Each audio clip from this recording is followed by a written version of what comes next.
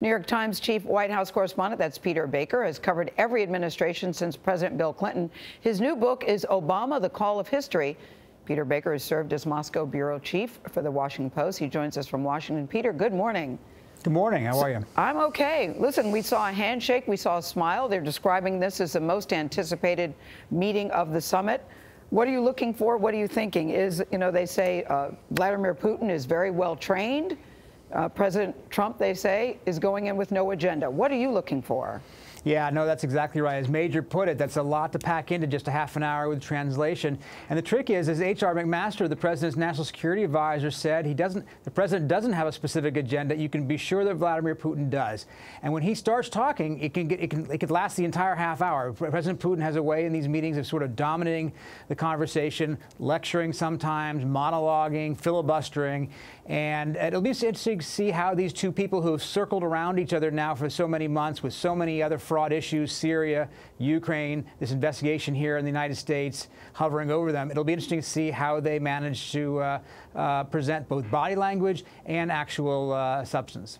How do you think the Kremlin will exploit this advantage of this meeting? Well, look, just the very fact of it is what the Kremlin wants. They want President Putin on the world stage as the leader to meet, the leader who's important at the center of everything. Remember, just 2 years ago, 3 years ago, Putin was isolated after the intervention in Ukraine and the annexation of Crimea. He was thrown out of the G8, was now the G7.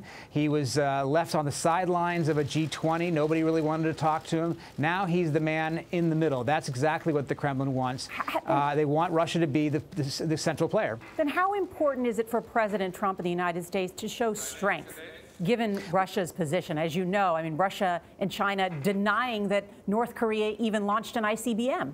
Yeah, they come from such different worldviews. Russia reality is different than the reality for the rest of the world, and they will, take advantage of that. But you're right. I think that this is kind of a test of manhood. Both of these leaders, both President Trump and President Putin, they project masculinity. They are tough men. They value toughness in each other. One of the things that I think we found with President Obama is that President Putin took his measure and decided he was not a particularly strong leader. That may or may not have been fair, but that was President Putin's conclusion. President Trump values more than anything, I think, sort of a chest thrust out kind of relationship with other leaders, and it'll be interesting to see how these two sort of go mano a mano if they do. So, Peter, might there be less chest thrusting then in a potential meeting with Xi Jinping?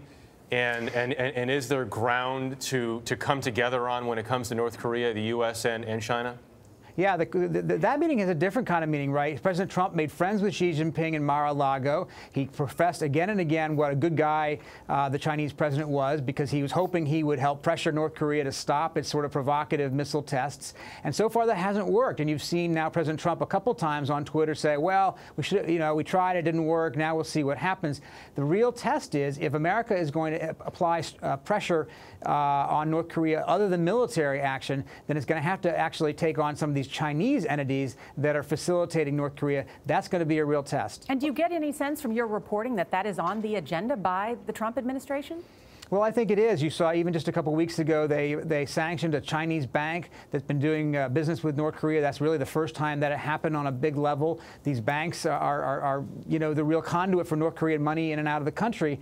America has been reluctant to go after Chinese entities in any real way up till now because we have a pretty important relationship with China as well. But that's the economic lever that's out there if President Trump chooses to use it. A lot of speculation, Peter, if President Trump will ask about the Russian election meddling in the U.S. Campaign. Should he? Will he? Well, there's a lot of expectation that he should anyway. You'll certainly hear it from Democrats if he doesn't.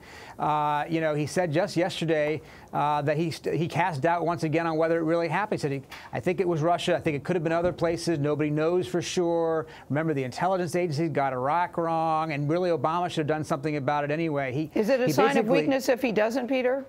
I think Putin would take it that way, certainly so would the Democrats here at home, that in fact, to allow Russia to do what it did in last year's election without confronting Vladimir Putin about it face to face would be a rather striking decision on President Trump's part. All right, Peter Baker, we're all watching. We thank you very much for joining us this morning. Thanks very much. Really appreciate it.